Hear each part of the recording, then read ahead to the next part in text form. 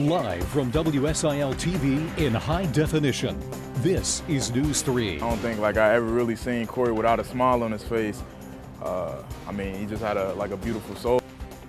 Friends are remembering an area college student hit and killed by a car while riding in his wheelchair.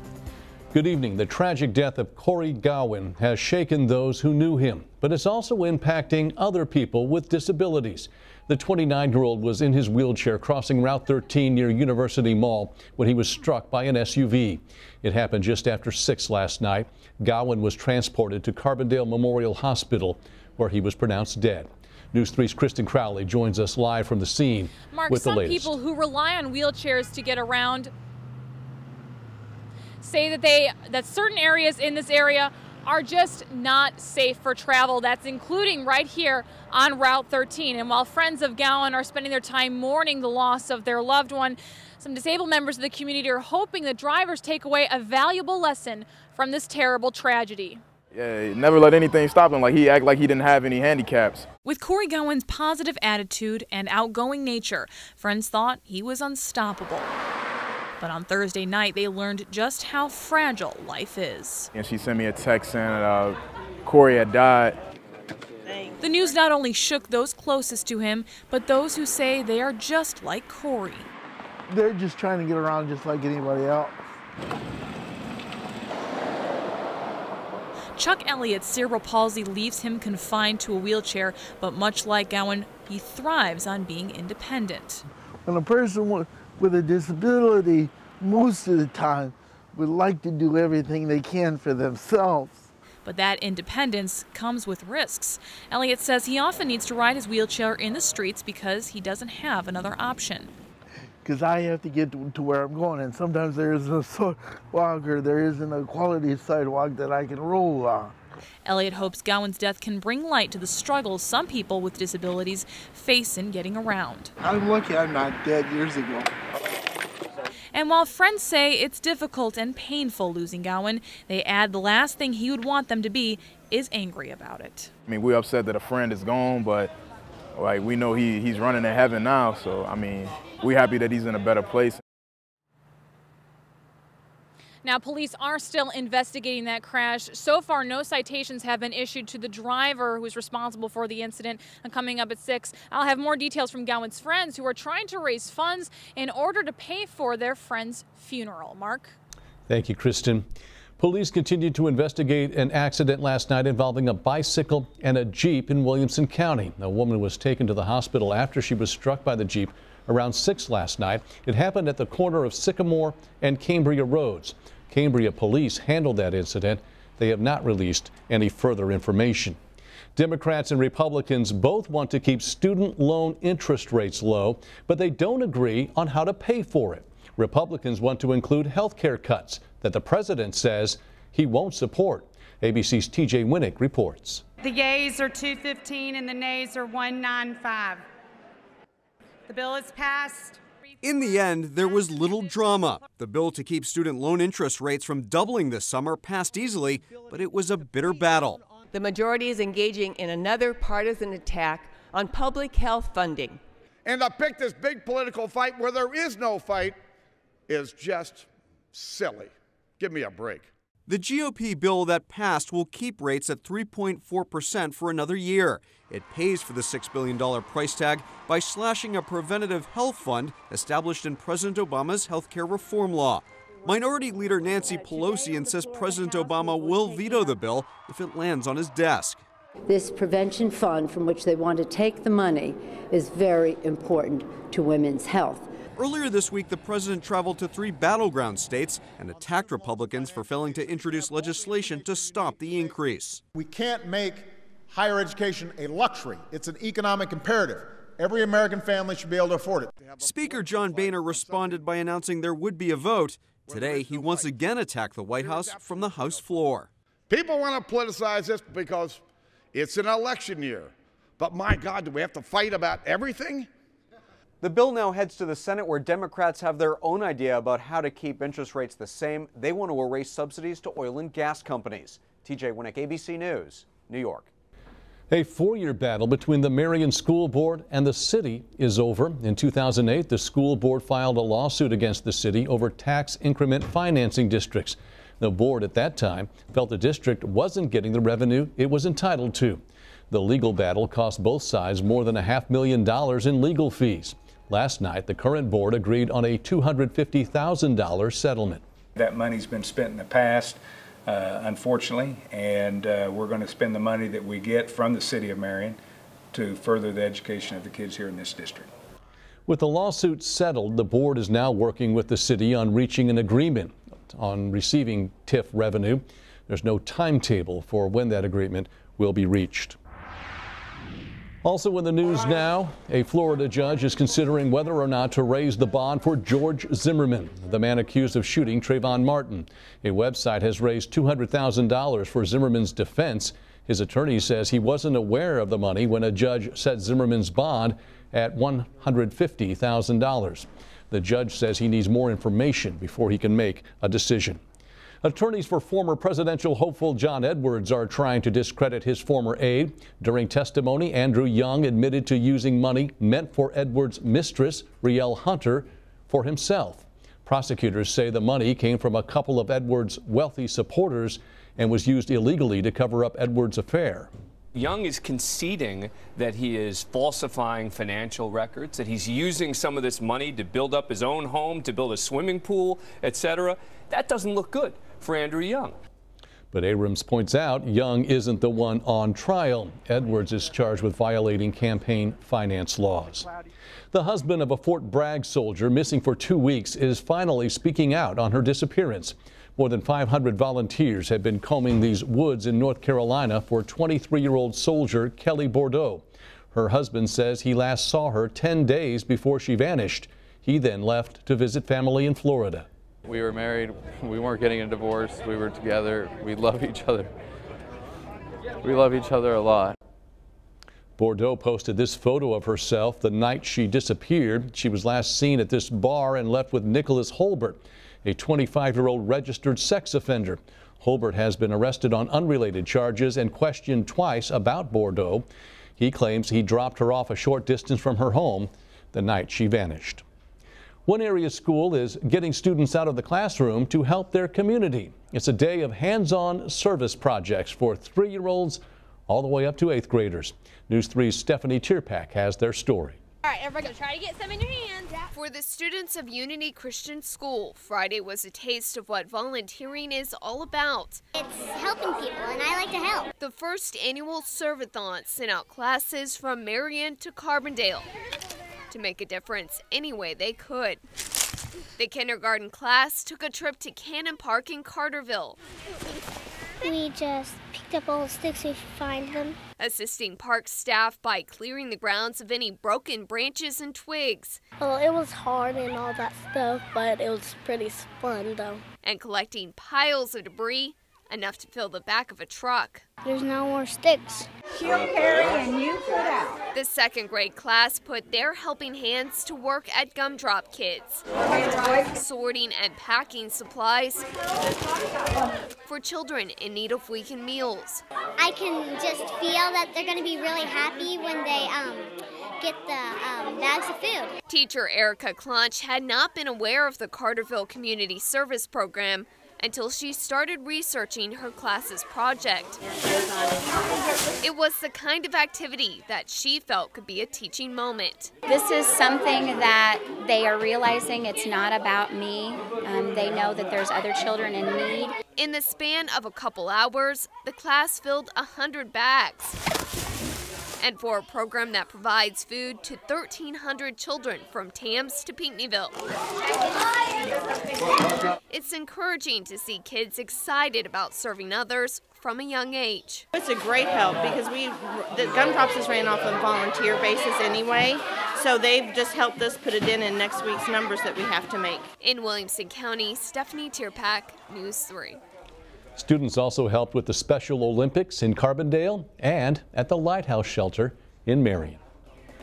Well, some people were able to get out and enjoy some fishing this afternoon before the rain came through. Will the weather cooperate for outdoor activities this weekend? Jim's forecast next.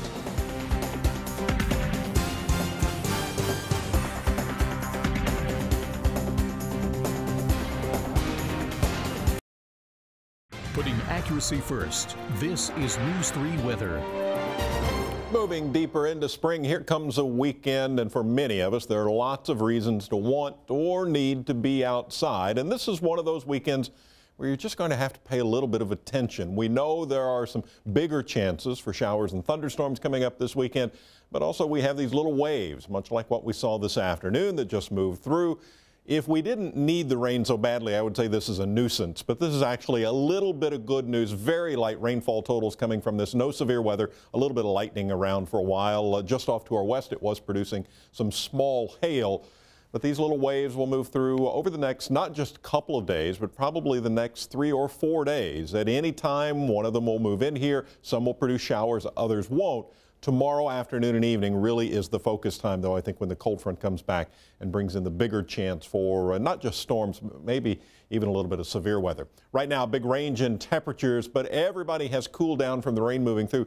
Actually, some pretty dry air in place. So when you get raindrops around, that really speeds up the evaporation and cools off. And all of a sudden, Mount Vernon's back to 55 degrees, 56 in Cape Girardeau, Poplar Bluff reporting 66. Everyone was at least a few degrees, and some folks quite a bit warmer than that earlier this afternoon. 50 right now in Chicago, 57 in St. Louis. The warm air has really been pushed off to the south. The warm front is expected to move back through later on tonight. So the 85 in Little Rock, the 84 in Tulsa, some of that air could be back in here by tomorrow morning.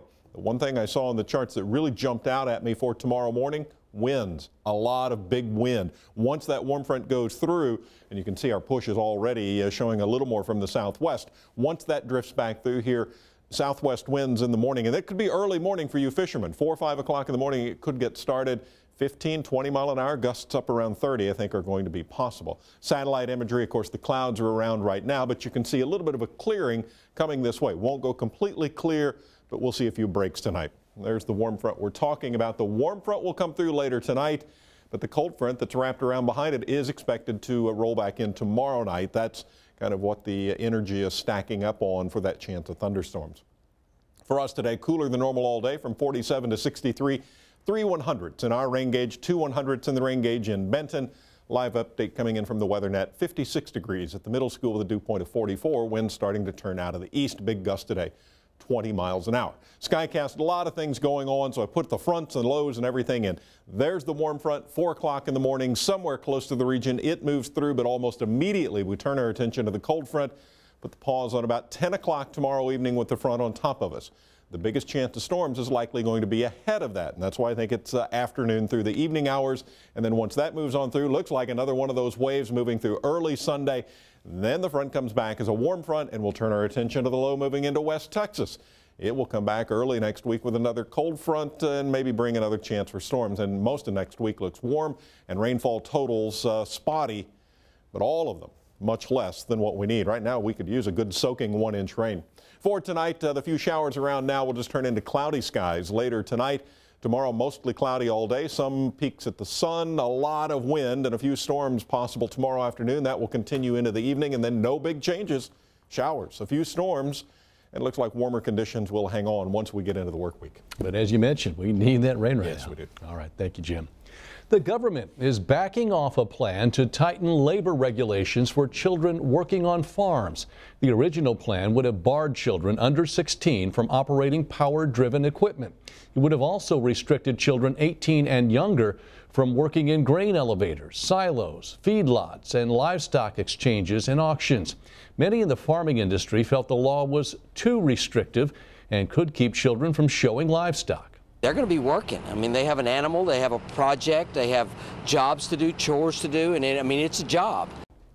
Child labor groups say they're stunned that the Obama administration is backing away from the plan. They fear more children will die in farm accidents. Government officials, however, say they will work with established farm groups to protect children. Need to get rid of unused medications? We'll show you how when News 3 continues. You're watching News 3 in HD, your Southern Illinois news leader, with Mark Kiesling, meteorologist Jim Razor, and Darren Kennard. This weekend is a good time to unclutter your medicine cabinet. You probably have expired medications and prescriptions you no longer need or want. Tomorrow, local police agencies are teaming with the Drug Enforcement Administration to help you safely dispose of those drugs. Susan Hendricks has more in tonight's To Your Health. Old prescriptions often wind up in the medicine cabinet, where they can get into the hands of people they were not intended for, including kids and teens. So the DEA, or Drug Enforcement Administration, is offering a safe way for the public to dispose of them. Take Back Day is important because it gives us an opportunity to do a public service by collecting unused, unwanted, and expired drugs that are sitting in people's houses, in their medicine cabinets, and they really don't know what to do with them, and they just continue to collect them and they pile up. Getting them out of the home can prevent alarmingly high rates of abuse. Prescription drugs, most studies show now, are the most abused drug this side of marijuana in America today.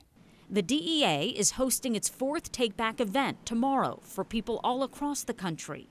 We'll be taking back any prescription drug or even an over-the-counter drug if they want to get rid of it that's not in liquid form. Go to DEA.gov, click on Got Drugs, and there you can put in your zip code to locate one of the 5,000 free anonymous collection sites. I'm Susan Hendricks.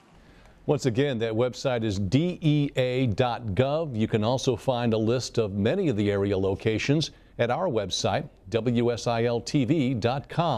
Look for the DEA Drug Take-Back story. The DEA reports prescription drug abuse kills 40 people a day in the U.S.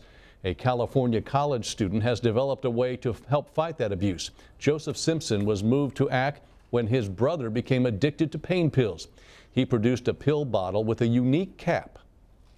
It's basically a combination locking cap for medicines. You take the little reset pin, the longer end of the reset pin, insert it in to the reset hole, hold it in, mix it up. I'll do 1, 1, 1, 1. The 23-year-old pitched his idea to several companies, and his hard work has paid off. The locking cap is now available in stores and online. The opening round of the NFL Draft is in the books. Rounds 2 and 3 take place tonight. And NASCAR's Nationwide Series welcomes an X-Game favorite to the track. Darren has more ahead in sports, but first, tonight's Stumper.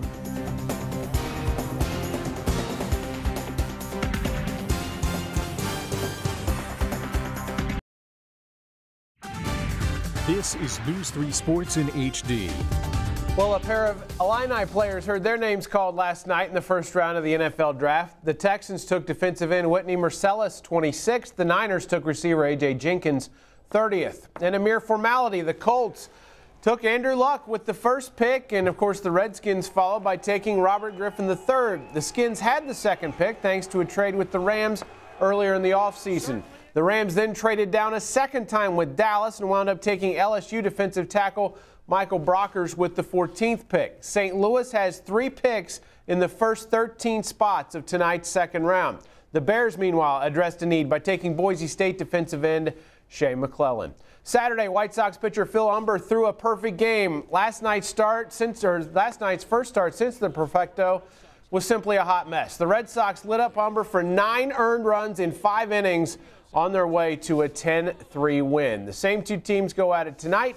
First pitch will be 7:10. In the National League tonight, the Cubs are in Philadelphia to take on the Phils at 6:05, while the Cards return home to welcome the Brewers. First pitch at Busch is 7:15.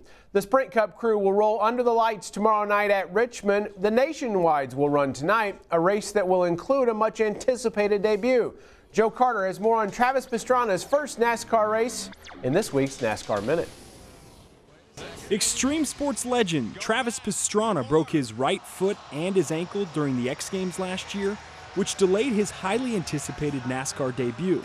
I can't even put into words how disappointing it was to, have everything all set. You have a team, you have everything that you've worked for so long. I mean, to do something like that at X Games and all the worst nightmares come true. It's sitting watching those events. It was good. I learned a lot, but I sure would have rather been in there. Pastrana is still struggling to walk, but it wouldn't stop him from making his NASCAR debut at Richmond. He's committed to NASCAR, but action sports are still a big part of his life. NASCAR is something that I will need 100% of my focus on. So I'm not saying that I'm retired or quitting or done with the motorcycles or the action sports stuff, but for right now, for the next 2 years at least, that can't be a focus. Richmond is the first of 7 scheduled Nationwide Series races this season for Pastrana. With the NASCAR Minute, I'm Joe Carter. Now the answer to our stumper. Who was the last MVC baseball player to win the league's Triple Crown? That's tops in average, homers, and RBIs. Well, Missouri State's Matt Sapicki led the Valley in all three categories back in 1999. Currently, SIU's Chris Saratella is tops in all three categories. The Dogs are in Springfield tonight to take on the Bears. It's a first-place showdown, but more on that at 6 and hopefully highlights at 10. Oh, looking forward to it. All right, thanks, Darren. Sure. We'll be right back.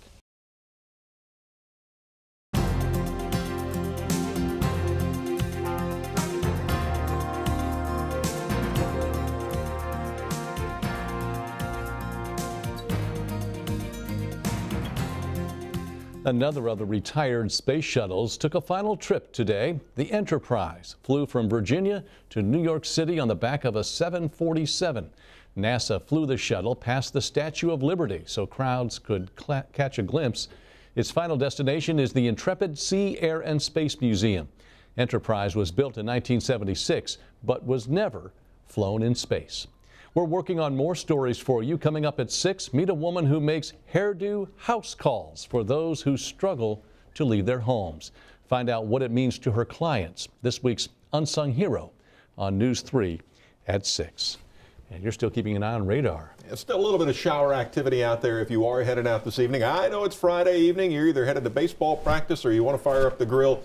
You can see the shower activity moving through Perry County, Jackson County right now. It's not going to add up to much. We need more rain than that, but if you plan on being outside the next 30 minutes or so, there's some showers moving across southern Illinois. All right, thanks, Jim. The news continues. World News with Diane Sawyer is straight ahead. We'll have more local news, sports, and weather at 6 on News 3.